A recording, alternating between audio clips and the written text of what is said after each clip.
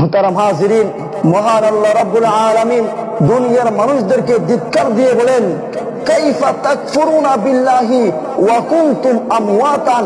হে দুনিয়ার মানুষেরা, তোমরা আল্লাহকে কিভাবে অস্বীকার করেছো?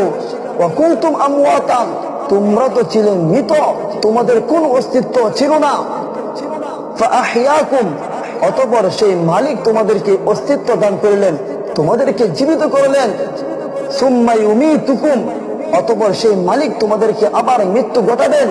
সুম্মা ইউহয়ীকুম, অতঃপর সেই মালিক আবার তোমাদেরকে হাসরে ময়দানে মাহশারে তোমাদেরকে কবর থেকে আবার জীবিত করবেন।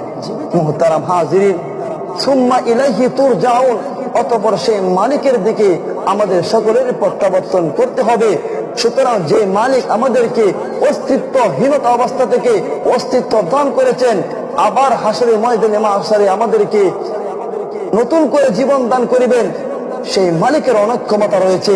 সেই মালিক পবিত্র কুরআনুল কারীমে ইরশাদ করেন, ইন্নাল্লাহা আলা কুল্লি শাইইন কাদির, নিশ্চয়ই আল্লাহ রাব্বুল আলামিন সমস্ত বস্তুর উপর ক্ষমতাশীল। সুতরাং যে মালিকের এত ক্ষমতা রয়েছে, এত পাওয়ার রয়েছে, সেই মালিকের গোলামি করার জন্য আমাদের সকলকে সুযোগ এবং তৌফিক দান করুন। আমিন। নাসরুম মিনাল্লাহি ওয়া ফাতহুন করিব।